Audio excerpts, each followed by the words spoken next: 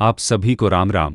हिंदू पंचांग के अनुसार आज 6 नवंबर 2025 विक्रम संवत 2082 कार्तिक माह के शुक्ल पक्ष की प्रतिपदा तिथि और दिन गुरुवार है। प्रतिपदा तिथि सुबह 9:25 तक, उसके उपरांत कृष्ण पक्ष की द्वितीया होगी। इस दिन देव दीपावली और गुरु नानक जयंती का पर्व मनाया जाएगा। बिहार में पहले चरण का मतदान आज 6 नवंबर को होने वाला है। राजनीतिक दलों ने अगले चरण के चुनाव की तैयारियों में पूरी ताकत झोंक दी है। आइए जानते हैं कौन सा दल किस तरह से अपने चुनाव प्रचार में जुटा हुआ है। महिला विश्व कप 2025 की खिताब विजेता भारतीय टीम बुधवार को प्रधानमंत्री नरेंद्र मोदी से मुलाकात के लिए उनके आवास पहुंची। टीम ने रविवार को नवी मुंबई में खेले गए फाइनल मुकाबले में दक्षिण अफ्रीका को 52 रनों से हराकर अपना पहला खिताब जीता था। भारत ने पिछले महीने 28 अक्टूबर को रूस के साथ विमानन के क्षेत्र में एक अहम समझौता किया है। इस समझौते को देश में ही अधिकतम 103 सीटों वाले रूसी SJ-100 यात्री विमान बनाने की दिशा में पहला कदम माना जा रहा है। यह समझौता इस मायने में अहम है कि भारत दुनिया का तीसरा सबसे बड़ा विमानन बाजार है। एक आंकड़े के मुताबिक पिछले साल यहां 35 करोड़ से ज्यादा लोगों ने हवाई सफर किया। केंद्रीय श्रम एवं रोजगार मंत्री मनसुख मंडाविया ने पाकिस्तान के राष्ट्रपति की ओर से मंगलवार को भारत के संबंध में दिए गए कुछ अनुचित संदर्भों और टिप्पणियों पर कड़ी आपत्तियां जताई हैं। दोहा में विश्व सामाजिक विकास शिखर सम्मेलन में केंद्रीय मंत्री ने कहा कि पाकिस्तान को भारत के आंतरिक मामलों में टिप्पणी करने का कोई अधिकार नहीं है और उसे वैश्विक मंचों का दुरुपयोग करना बंद कर देना चाहिए। दरअसल पाकिस्तान ने कहा था कि भारत पानी को हथियार की तरह इस्तेमाल कर रहा है। 34 साल के जोहरान ममदानी ने न्यूयॉर्क शहर के मेयर चुनाव में ऐतिहासिक जीत दर्ज कर इतिहास रच दिया है। वे मुस्लिम और भारतीय मूल के हैं और अब न्यूयॉर्क के पहले भारतीय मूल के मुस्लिम और सबसे युवा मेयर बन गए हैं। मुंबई ट्रेन हादसे की वजह को लेकर पुलिस ने जांच में बड़ा खुलासा किया है।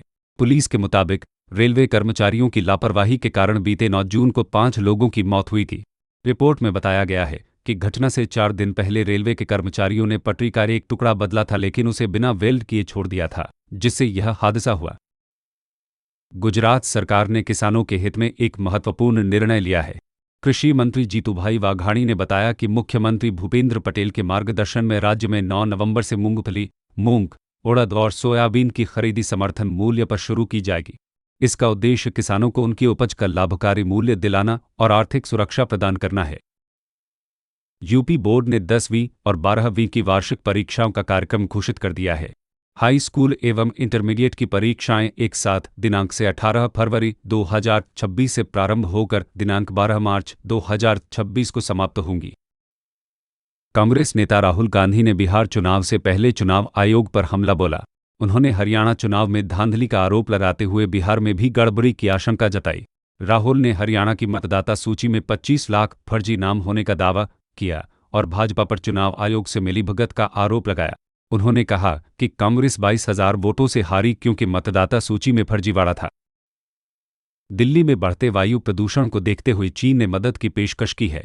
बीजिंग, जो पहले इसी समस्या से जूझ रहा था, ने सख्त नियमों और तकनीकों का इस्तेमाल करके हवा की गुणवत्ता में सुधार किया।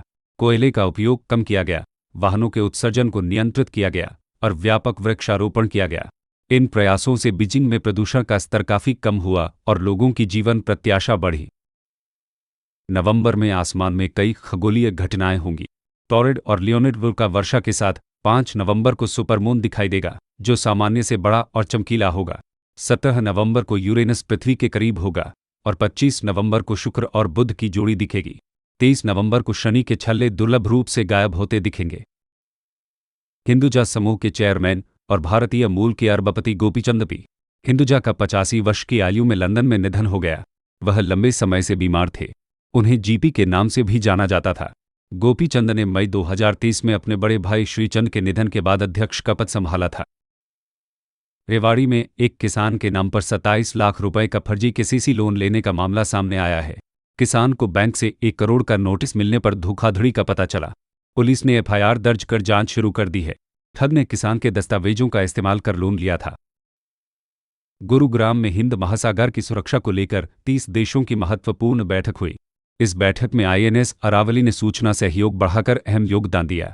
सभी देशों ने समुद्री सुरक्षा को मजबूत करने और आपसी सहयोग बढ़ाने पर सहमति जताई, जिसका उद्देश्य क्षेत्र में शांति बनाए रखना है।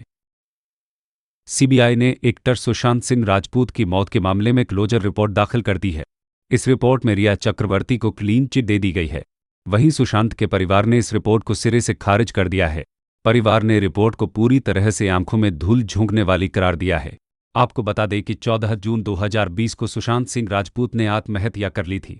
सीबीआई की क्लोजर रिपोर्ट में सामने आए वॉशिंगटन में राजनीतिक रार का असर अब उस अमेरिकी आबादी तक जा पहुंचा जो खाने के लिए फूड स्टैम्प पर निर्भर रहते हैं।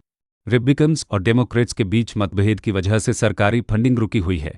सहमति न बनी तो कमाई वाली आबादी की फूड स्कीम पर ताला पड़ सकता है। सरकारी एजेंसी ने इसके लिए 1 नवंबर की डेडलाइन भी दे दी है। शेयर बाजार कल गुरु नानक जयंती के पर्व के चलते बंद रहा।